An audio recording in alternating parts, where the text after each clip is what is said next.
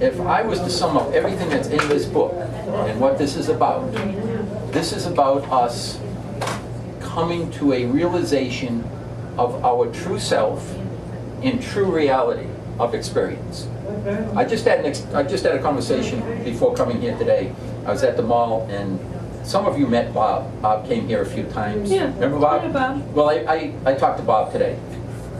And we were having a conversation just briefly about the difference between realities of experience and reality.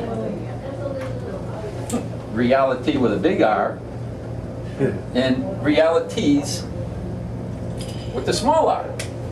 Each of us is having our own reality of experience. We all have unique pasts. We all have a unique core of what we would deem who we are. Our personality selves, if you will. We all have a unique personality. Okay, and that has to do with genetics, and it has to do with our upbringing, and so on and so on and so on. Mm-hmm. But in terms of ultimate reality, We're all the same. we're all the same from a spiritual view. You can't experience both of these simultaneously, unfortunately. You can't have the true picture of reality while you're hanging on to a limited view. You have to pick one. And that's kind of where we're going here. And that being said, I can see Gary had some question about it. We'll get into it in a little bit. Yeah, give us some thought as we go through this, because that's one of the main things we're going to talk about in this little section that we're getting into. It's probably the most difficult thing to think about. It's one of the most difficult things that we will ever As a parent, experience. what he's talking about. Separating the realities, hanging on to one, accepting another one. We were just talking about, we're going to get into page 17, I guess, interpreting the Bible. And did we already cover 17? That's where we left off. That's where we left off. Right. But remember, the first thing we were supposed to start off with was that question of God creating Satan. Were we going to start off on that? Yeah. Oh, I thought that was just a question I was leaving you with while I was going to school. Okay. No, it was. How can Okay. anything be outside of God's creation? Okay. Here's the question though: if God created Satan, would you think God knew that Satan would eventually challenge him? Okay. Why don't we address that at the end tonight rather than Okay. jump right into it? All right. Because this is going to kind of lay some foundation Okay. that will probably address some of those questions. Anyway, interpreting the Bible. Many people will pick up this book and read the ending before the beginning. Anybody ever pick up a book and look at the end? Yeah. A lot of times we do that. It seems that as long as man is thinking and engaging the human mind, the brain, this form of linear thinking will continue. It has always been the norm. Unfortunately, this will not help you with the Bible. The Bible is a combination of many stories. It consists of two parts. The first part is the Old Testament, or the Hebrew Bible. It lays the foundation for the creation of man's adventure from oneness to separation from God. Since there is, in truth, no separation possible between God and man, something that we shall be discussing at length in the course of this book, the Old Testament also includes many stories about those who displayed the ability to transcend the limits of their human experience. Now, I'm going to go right back and put that back on that I just took off, because this is kind of leading to what we're talking about. Reality.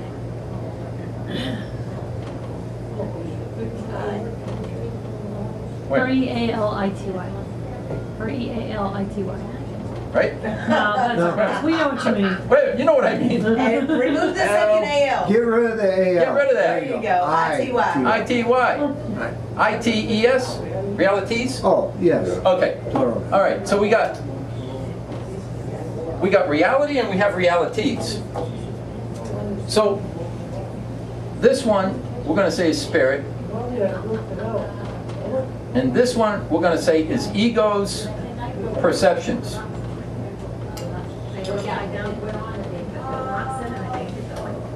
Okay, so we have those two always. And this is what I'm talking about here when it says the Old Testament had those that were able to transcend the limits of the human experience, the ego's perceptions. That's what that was talking about. These persons were called prophets by some and crazy by others. Anyone who has a different experience. I mean, we all look at this world, and from the human perspective, we all can come to a general consensus of what life here is. We all pretty much have an idea of what a physical human being is and what our family interactions are about and so on and so on. You know, we all have a pretty generalized idea of that. And in most cases, the general consensus will be looking at things and saying, well, this is how far we can go, this is how far we can't go. You know, I mean, we've kind of agreed upon these boundaries of who we are, how we identify ourselves. Anyone who steps outside of those boundaries, well, that one's a little bit odd. That one's crazy, madman. Some cases they may be mad, but the idea is we set the parameters. We say this is as far as we can accept. Once we go beyond that, this one's a little bit off kilter. And we'll just leave it as just being off kilter. Among those who had the ability to see beyond the illusion of the world of man and connect with a higher consciousness was Moses. So if we read the Bible, you're going to see Moses had an experience. When he was at a true level of awareness, he was instructed to present the law, or the Torah, for men to live by. Remember hearing the story, Moses went up to the mountain and The burning bush? burning bush, and God spoke to him, and he gives him the 10 Commandments to bring back down. Well, that's the tablets. A little bit different than what most people experience on a day-to-day, right? Now, either he was totally crazy, or something happened, or both. I assume he meditated. I'm sorry? I assume he meditated and... Well, let me say that in a meditative state, both of these, I said we can only have one or the other. But while we're having our realities, reality exists. In other words, linear time.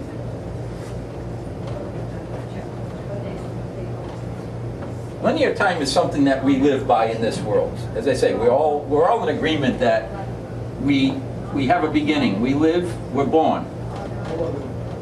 We live, and we die.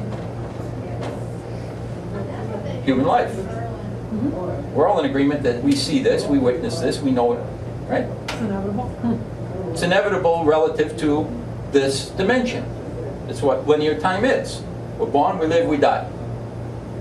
However, while we're doing this, we're having realities of experience, all unique. Everyone in here, I bet if we took all how many billion people in this world today? 6 billion? 6 something. 6 something?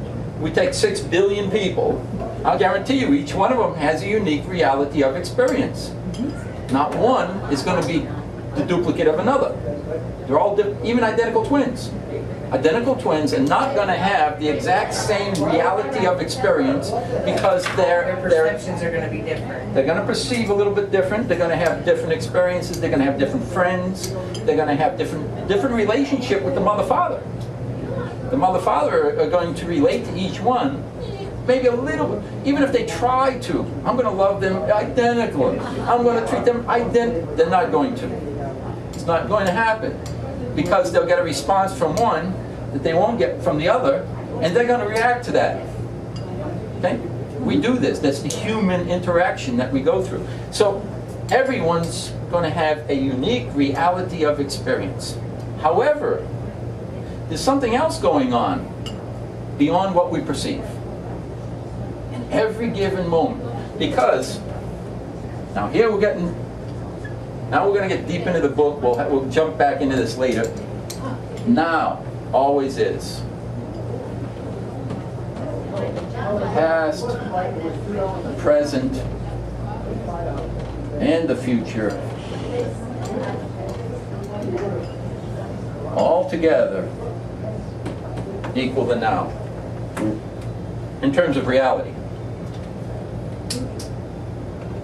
We can't see the future. We can see the past relative to our perceptions based upon what we believed at that particular moment, even including what we believe at this moment. We can look at our past, and we may reinterpret it. You know, we had an encounter with somebody, and then we look back on it. Oh shit, I was wrong again. You know, I thought this was this. It isn't. It was that. So we can change our view of the past, right? So the past is there for us to re-experience if we want to go back in there and reinterpret it. But still what's going to happen is, in this moment, I'm going to have another reality of experience based upon my belief systems, right, from my perceptions. Change my perception, I change my experience, and so on and so on. The whole time that's going on, there's a reality that exists outside of my vision. And I'm going to leave it at that for now. We'll jump back in later. Because I wanted to get through a little bit here first.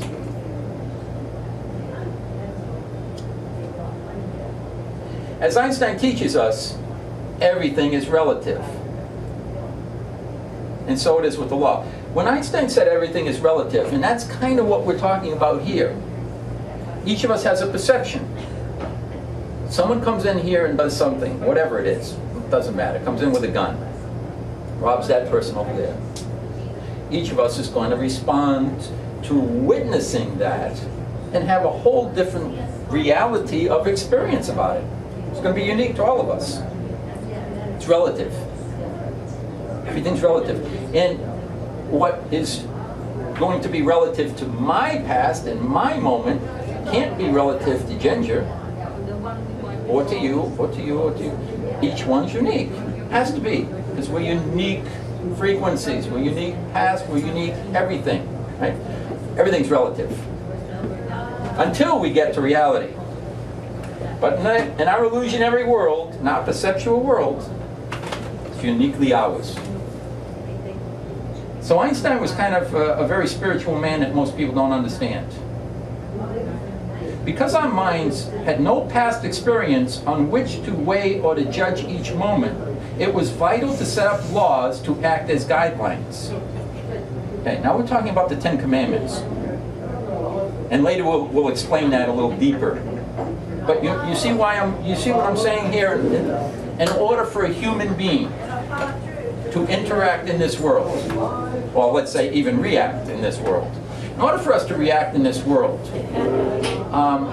we have to have some kind of order and some kind of parameters for us to look at if we're going to act as humans, and if we're going to develop into good moral humans. That's what the law was for. Okay, that's what the law is about. That's all we're headed. That's all I wanted to point out there. The purpose of these laws was to govern man's behavior and to teach people how to coexist in a world of perceived separation. In other words, to teach them to be good and moral human beings in the evolutionary experience geared towards self-discovery.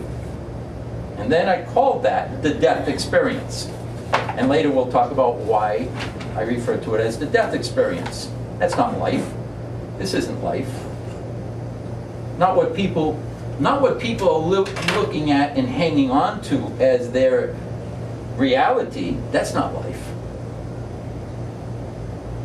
In terms of life, in terms of ultimate reality, yes, life is happening, but most people are missing it. And later we'll talk about why.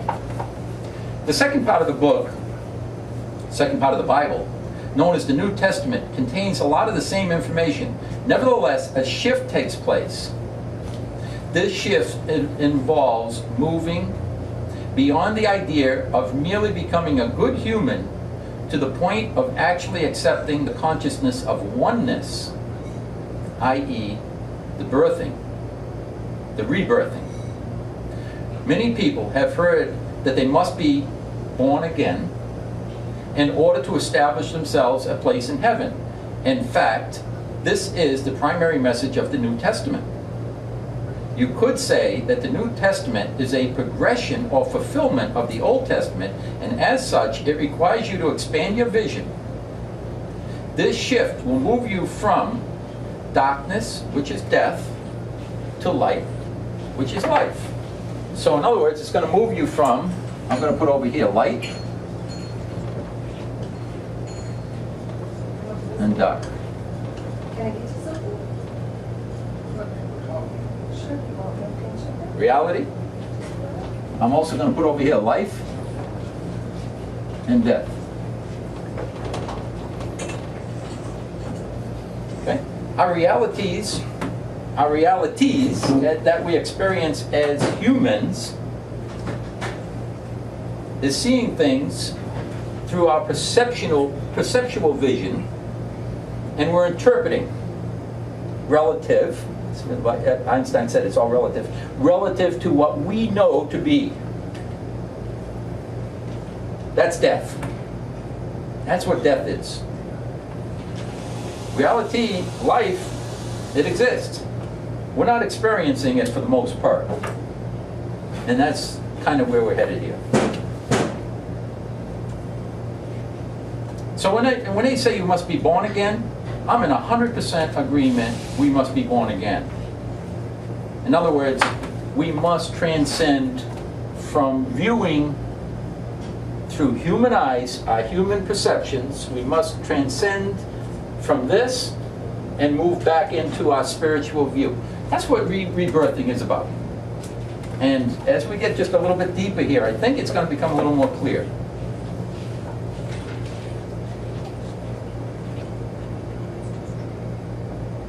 You could say that the New Testament is a progression or fulfillment of the Old Testament, and as such, it requires you to expand your vision.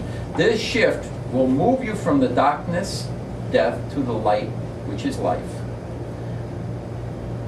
To get the full impact of what you're about to read, I would ask you to open your mind and to let go of all previously held notions of what you may hear. This is what we talked about just a little bit ago. In order for us to really grasp something, I heard this a few times. The definition of insanity is repeating the same action over and over again, expecting a different outcome. There's true insanity. If you wish, Einstein also said, you can't fix a problem with the same mindset that created the problem. If we wish to experience something more, we have to have the willingness to do some releasing within ourselves, to reinterpret something, to let go a little bit of what we think. If we can't go there, then no change. You might as well just close the book and go have a beer, because no change is ever going to come. It can't. We have to have a willingness within us to change.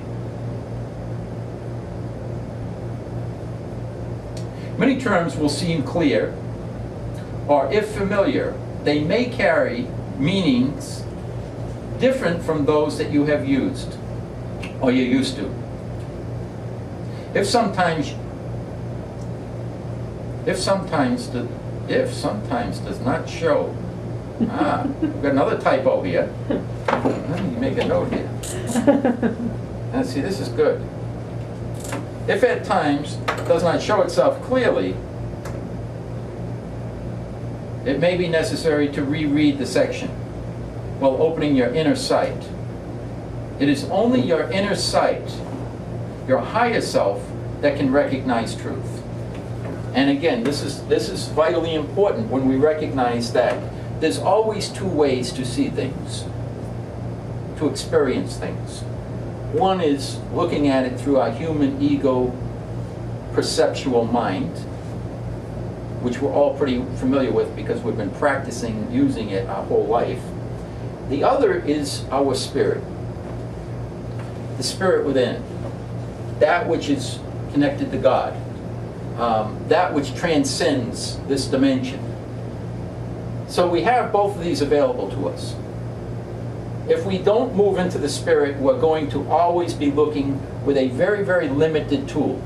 The human mind is not capable of seeing outside of linear, because the human mind was born. It lives, it dies. The human mind. You can bury the body. It's gone. That's linear. And anything that is limited to linear can't see beyond linear. Can't go there. However, as we're going to read a little bit further into this book, you're spirit. We're all spirit. And we'll get into that in a little bit here.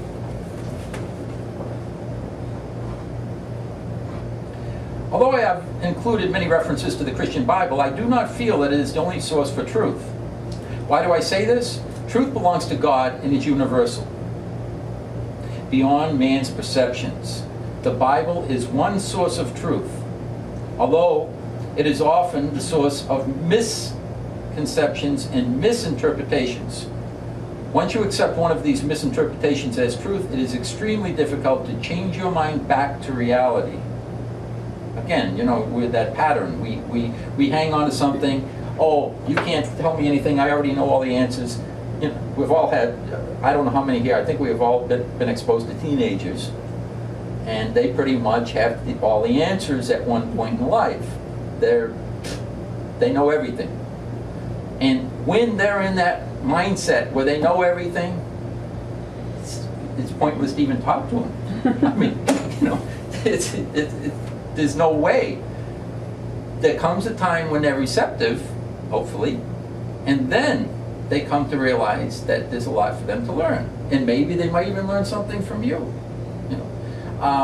But the moment that they're closed, forget it. It doesn't happen. You're just wasting your breath. It's not going to, can't happen. We have to have a willingness to open up and to see something. If you asked 1,000 people or 1,000 pastors to interpret the Bible for you, you may get 1,000 different interpretations. This means it is easy for manipulation to take place on a large scale. An example of this occurred in Nazi Germany, where so many people accepted atrocities because they believed falsely, and they let a demented leader determine what was true for them. Not much different than what's going on in this country. Here we are today, but we won't get into politics. And but I'm saying that this country is somewhat been duped, to say the least, and continues to be duped. And many times people are manipulated and controlled. It's pretty apparent. However, let us get back to the story of the Bible. Please note that it's just that, a story. There are times when you must discern what is to be taken literally and what is to be taken as a metaphor. The book of Genesis contains many metaphors and will often require you to go beyond your human mind if you wish to understand it fully. It is very important that you spend time experiencing the meaning of words, or you will remain in the same confused state that you had previously embraced as your version of reality.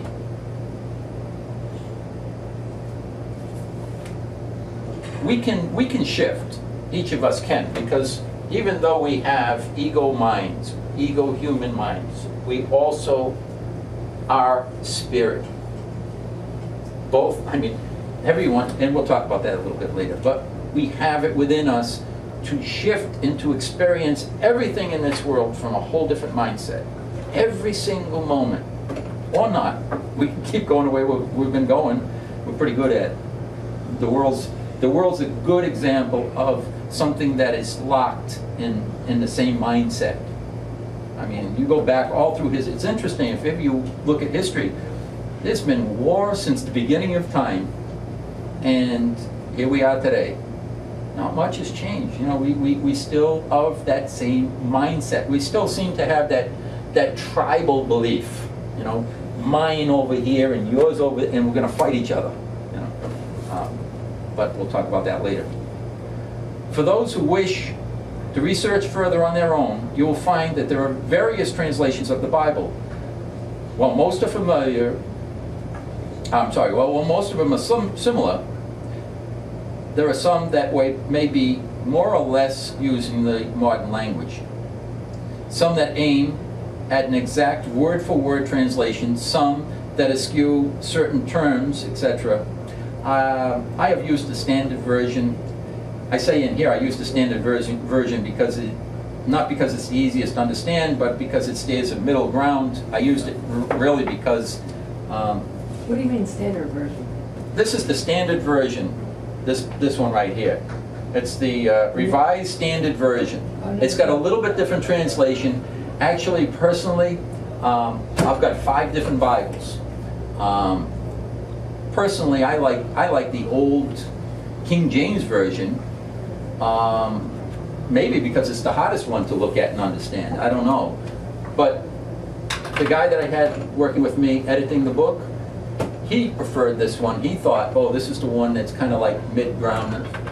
I don't care. That's all right. We'll use that one. I like the New International. The which one? The New International version? Yeah. Well, That's easy to understand. that's easy to understand. And I didn't want one that was already translating things to a point where someone's saying it really means this. I wanted to leave some of the ambiguities that were in there still here, and then help people understand it. You know, what does it really mean? So this was really his choice, not my choice. I went along with it, and I said, okay, it doesn't really matter to me as long as we can get this message across and understanding out there. But one translation in the Bible to me is like, doesn't really matter. What matters is this. Look at what's there, and then go within yourself. Open up. Because as we read here, you're going to read that God is a universal consciousness, and you're it. I mean, you're part of it. There is no one and nothing that is not part of that universal consciousness, which is God. It's like a cell in my toe is connected to the cell in my fingertip. It's all part of this body. Each has equal access. And we all have equal access to all of creation. Every one of us. The only thing that stands in the way of our experiencing more of creation is this. Is our attachment to our perceived realities, which set barriers and limitations. When I believe in linear time as my limit, I can't go beyond it. Well, education stands in the way too if they don't know better. Einstein said that. He said, the only thing that gets in the way of my learning is my education. Our education gets in the way of our experiencing ultimate reality many, many, many times. It's very, very interesting to me that our mind, our human mind, seems to be the biggest obstacle to our experiencing our true spiritual self. And yet we need to engage the human mind in order to pursue our pursuit of true reality. Okay? You need it. You need it because you happen to be encased in a body which utilizes it. Then you have to learn how to quiet it. So that's why I say you have to engage it, because if you don't engage the human mind, how are you going to know to sit and be quiet? You see what I'm saying? You have to invite the mind to sit down and be a part of this. And later we'll talk about, it says, that which we resist persists. So the ego is going to many times stand in the way of your connecting to your true spirit. It's its job. Ego's job is to keep you distracted and keep you focused on your perceived reality. That's its job. Spirit, however, is inviting you to have a whole different experience. So these two kind of like have opposing interests, if you will. But if you resist the ego, my son just recently called me up and he said, Dad, I just had a great experience. He just meditated for the first time, and he was almost having an out-of-body experience, and he was so excited. He had to call me up. He said, "Wow, this is great. This is better than any drugs." And yeah, this is good. So then he said to me like this. He said, "But my mind," he said, "I couldn't stop it. It's going crazy." He says, he was almost out of his body, and then his mind kicked in, and boom, shut it right down. I said, "You're right. This is common. It happens to all of us." But one of the things about the ego is if you resist the ego is going to take you up on that challenge, and it's going to fight you. So I told him, you want to have a meditation where you're not having the ego come in and control you, then take another step back and watch the ego and watch the stuff coming in. Be the observer. Don't engage it. Watch it. It's coming by. Isn't that interesting? Wow. Oh, don't engage. And eventually what happens is, it's like somebody's constantly challenging you and finding out that they can't incite you and to get you into a reaction. Finally they give up. The ego works the same way. If you don't let the ego challenge you and just let it be, eventually it just kind of like lays down. It says, okay. So that's vitally important when we begin our meditations.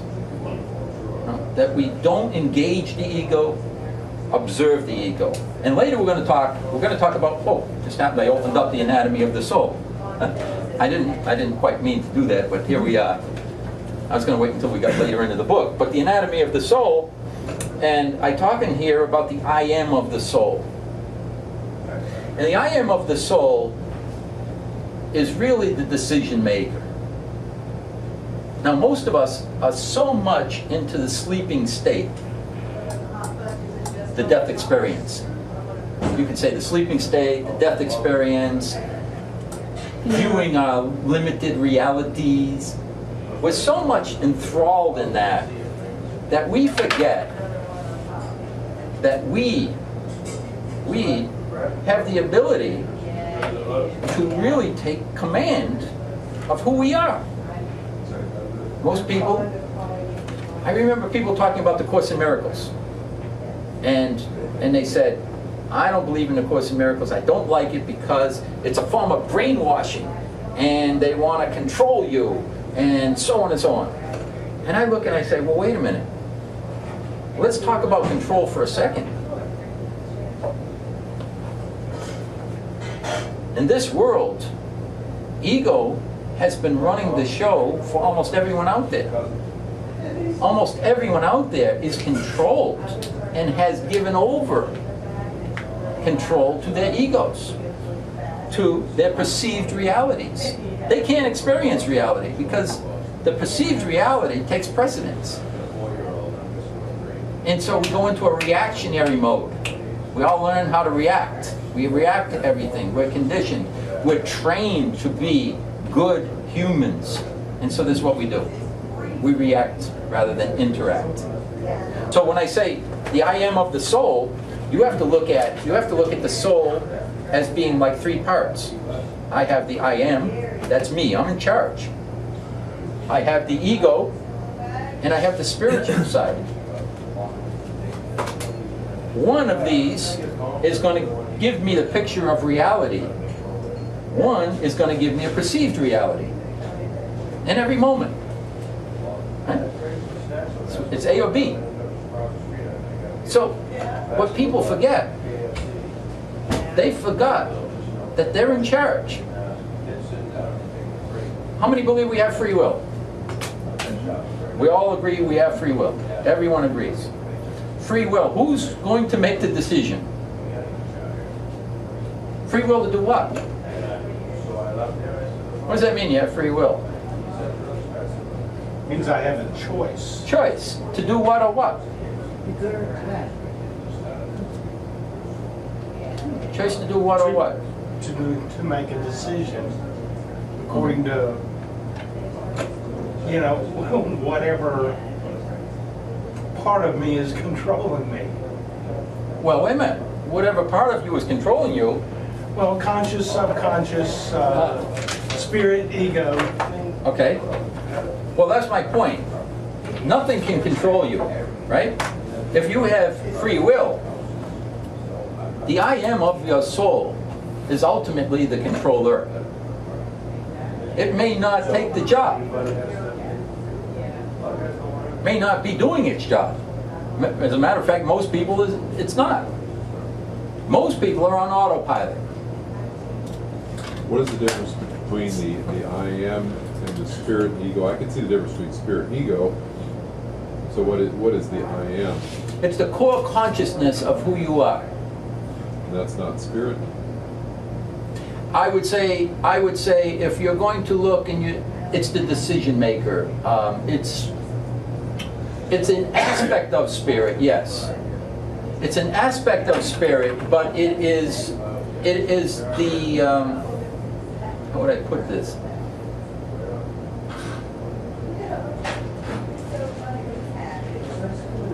You know, it says in the Bible, we were made in the image and likeness of God. God has the ability to look at creation or to create creation and to interact with creation or not interact with creation. That part of self, which is the real core, is the I am.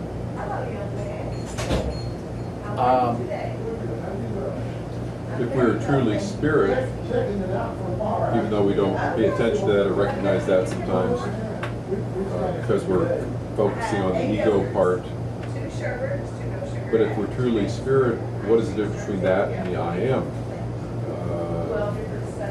Does the I am encompass spirit and ego and everything? The I am would be the summation of, yes, it would be the summation of the spirit and the ego.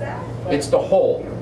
And that's why I said in the book, it's the anatomy of the soul. It's the whole picture of self. And it's what we truly are, including everything, including spirit, our ego problems, and whatever. It's the whole.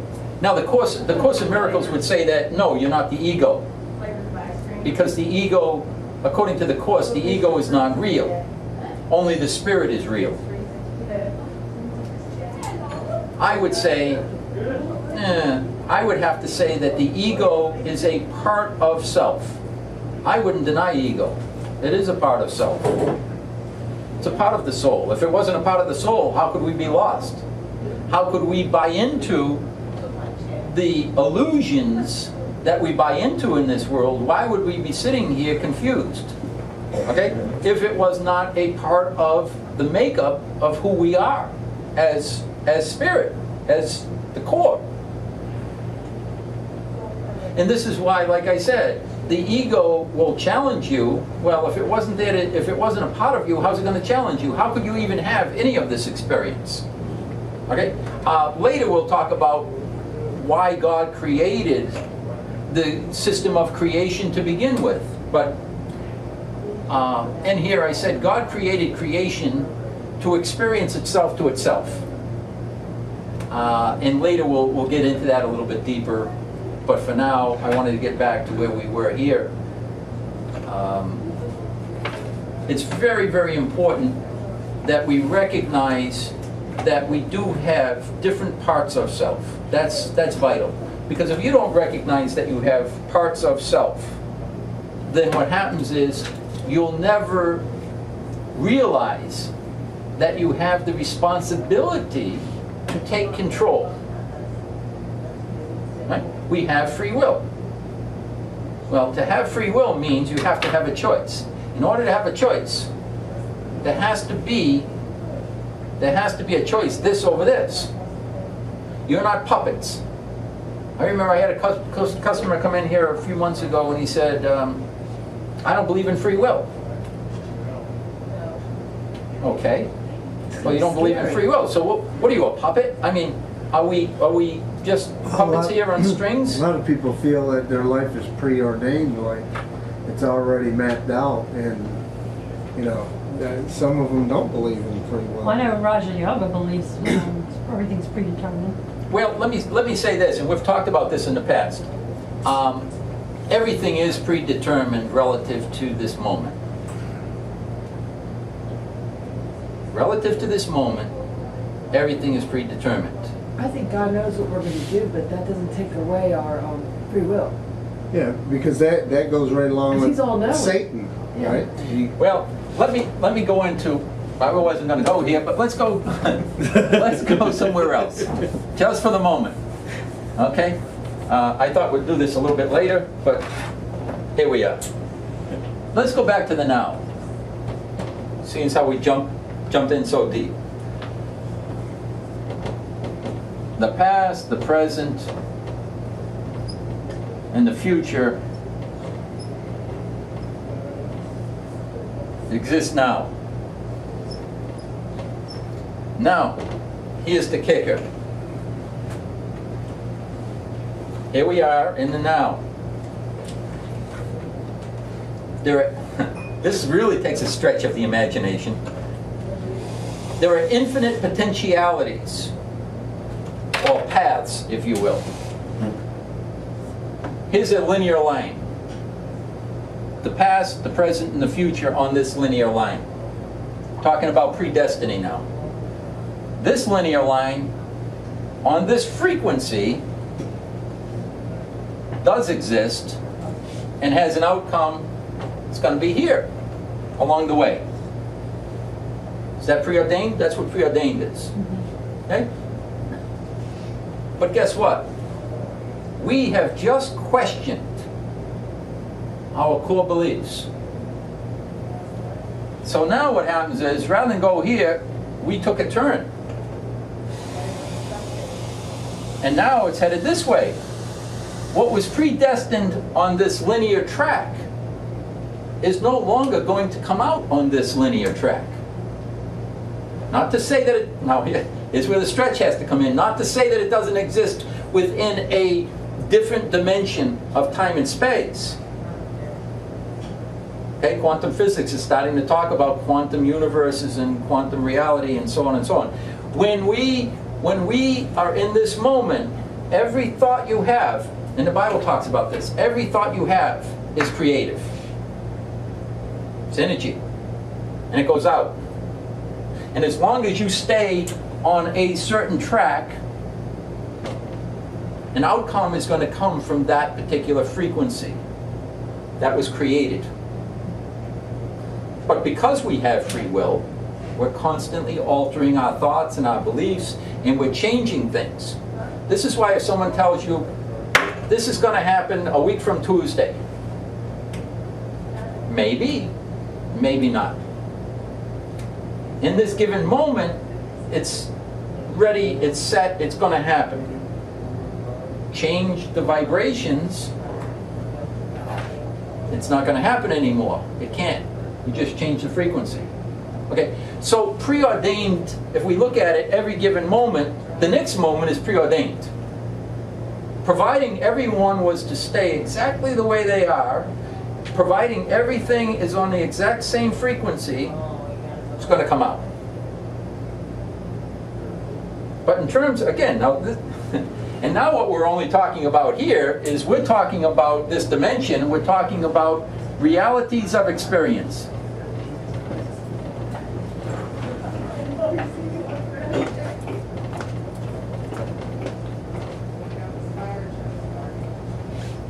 Realities of experience which change constantly and is still all not really real.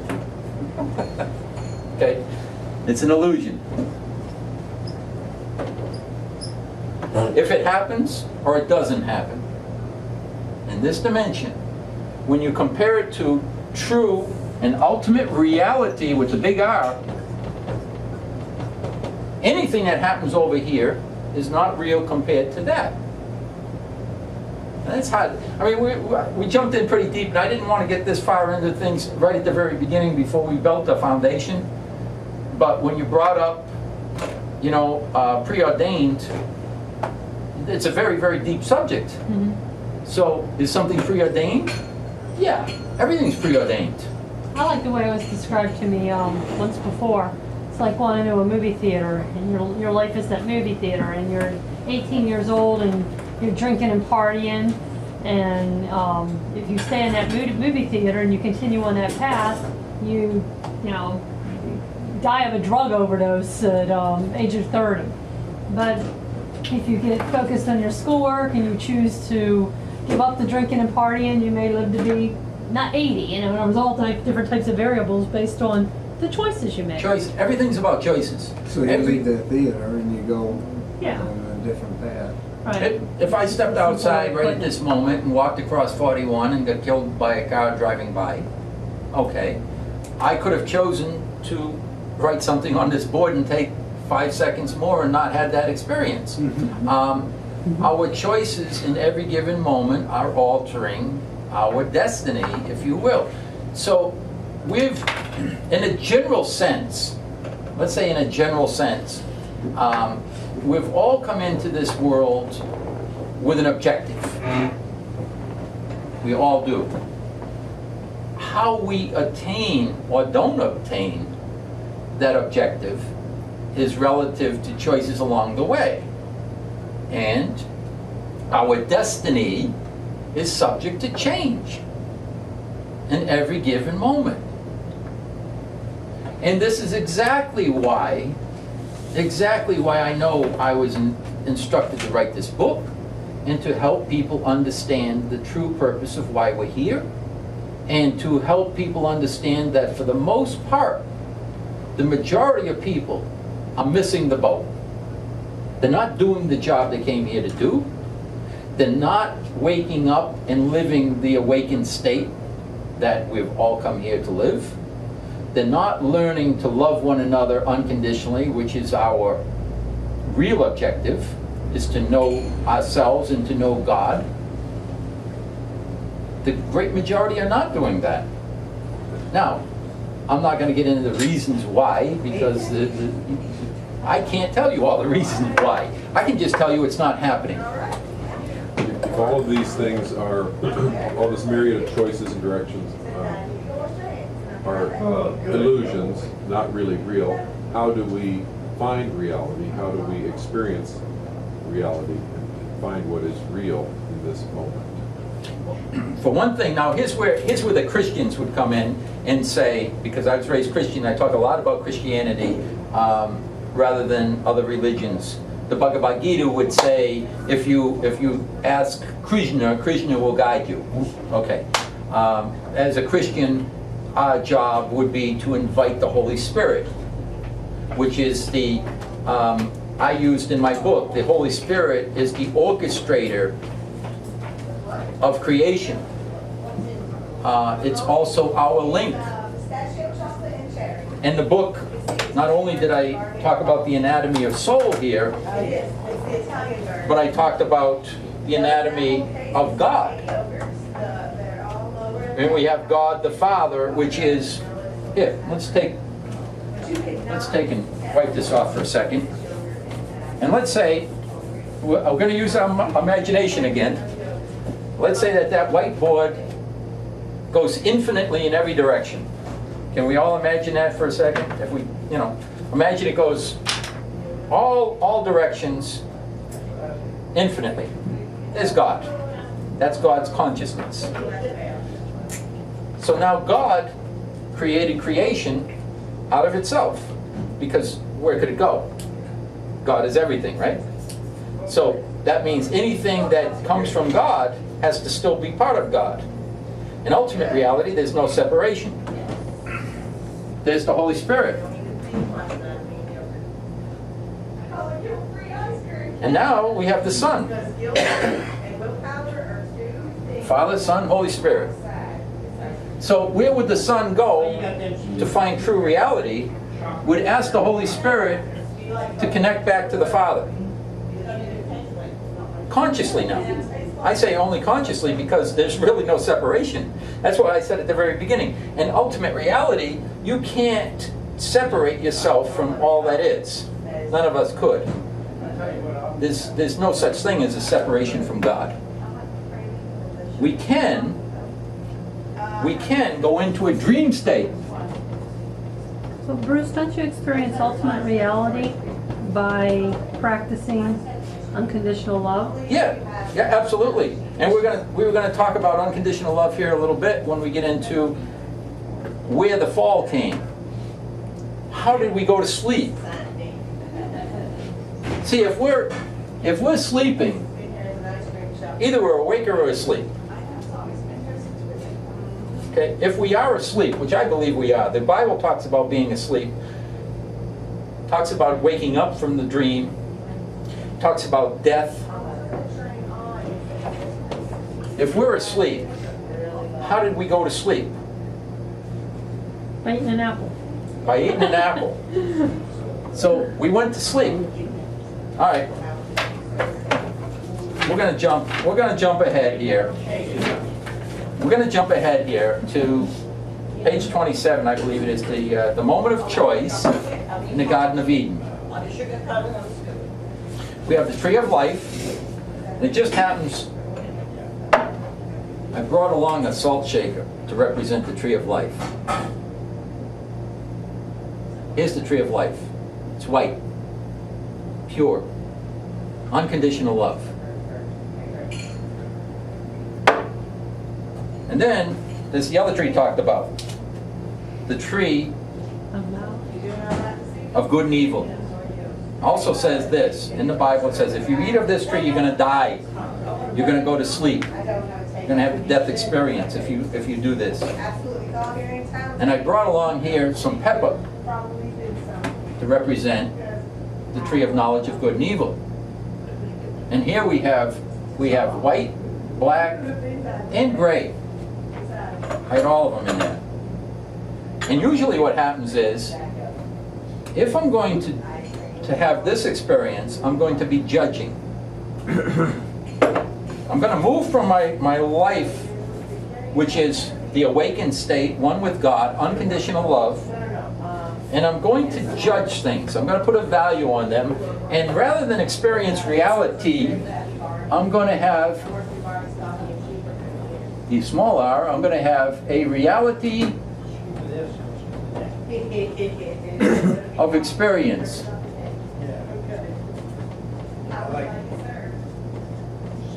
Or I'm going to have a dream in my own mind.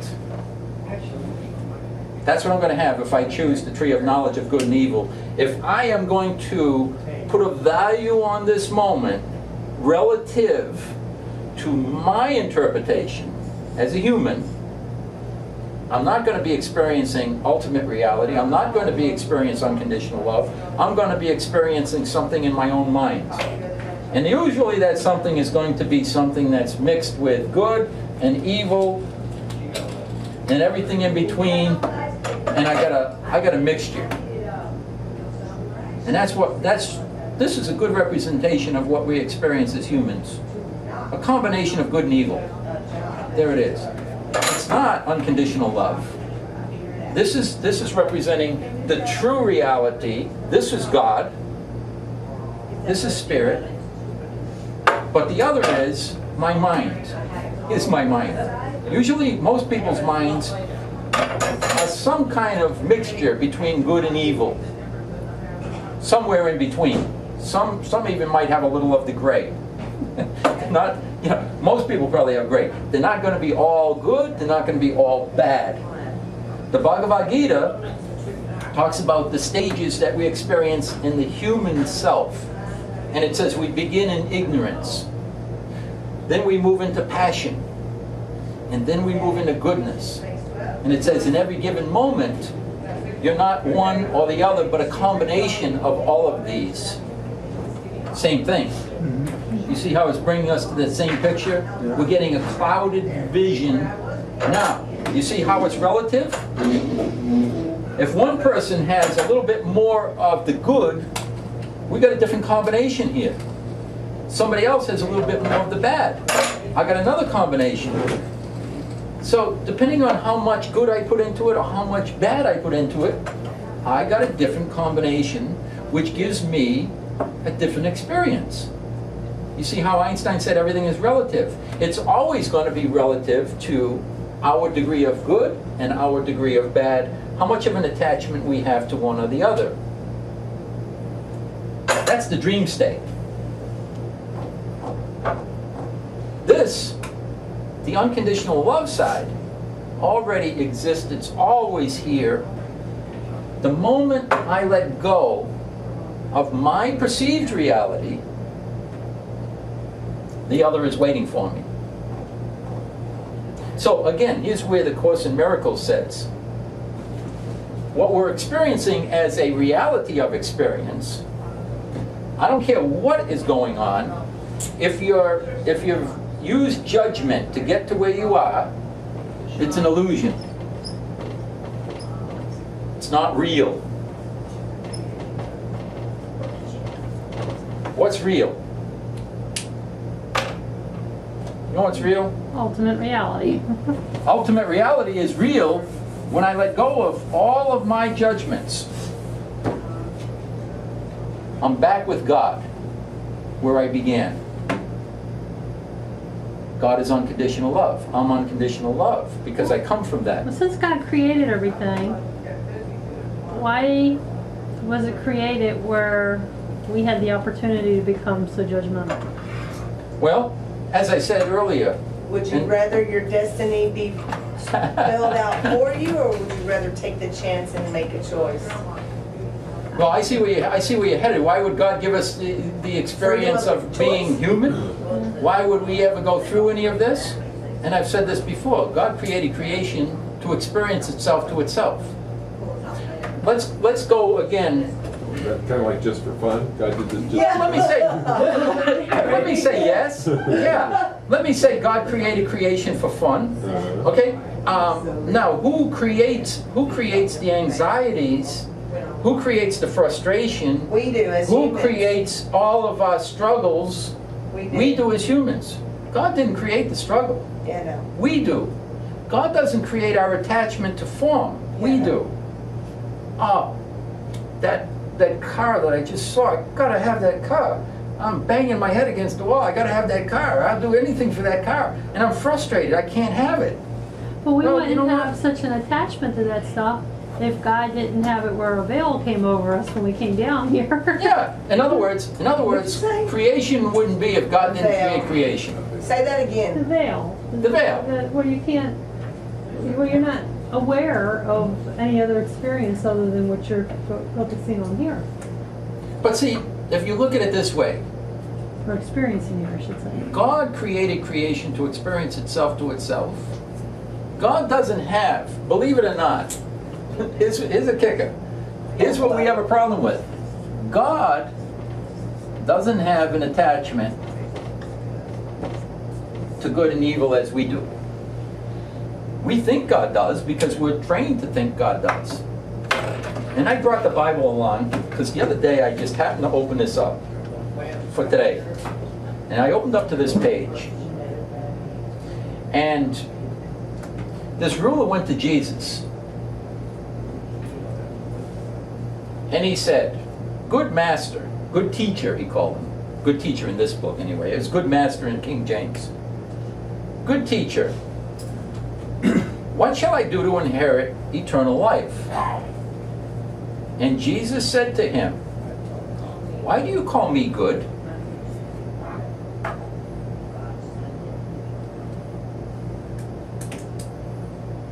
He said, there is none good but God alone. Our concept of good and evil It's a judgment. is a judgment relative to our human experience. It's a conditioning. Conditioning. Pain and suffering. Buddha said all of our pain and suffering that we experience is our resistance to life. Now, how would you resist life? You see a circumstance in the world. Let's take our children, for example. How many had expectations for their child when their child's born? Just about everybody. I think everybody. We have an expectation for our children. What happens if our child doesn't want the same thing we've chosen for their destiny? I remember that when Shane didn't want to play basketball. Okay? What happened? What happened to you? How'd you feel? Well, at first I felt terrible. Then I said, you know what? It's his life. So When did you say that? when I gave up trying to play with him But the point is in the that driveway. our first reaction, usually from the human perception, is disappointment, and we're trying to resist their desire and want to move them our way because we know best. We know what's best for them. So Buddha says our pain and suffering is our resistance to life. If their dream coincides with our dream, okay. And when their dream doesn't coincide with our dream, we create our pain and suffering. Right? God would say, hey, if you don't judge it, you're not going to have the pain and suffering. How could you? It's impossible. See, if you looked at it without the judgment, you could have a perfect relationship with your son. The moment you judge it, there's friction. You know? Because you want them to do something they don't want to do. There's friction. Happens to all of us. And it not only happens to our situation with our family members, but it happens on a day-to-day basis. Someone comes in this door and they're looking for a bad day. And they start, I can look at that moment and allow them to trigger something in me, and I can try to say, this moment shouldn't be this way, let me fix it. I'm going to struggle. I'm going to create some turmoil within myself. If I don't resist it, if I look and I say, wait a minute, if the moment is here, it belongs here, it's perfect. Now you see why Buddha said, all of our pain and suffering is our resistance to life. And that's true on every level. Whatever is going on in your world, if it's there, you can accept it or reject it. If you reject it, okay, you're going to have to deal with you rejecting whatever it is, deal with that moment. You're going to struggle. I know I've struggled on a couple, at least once last year with something.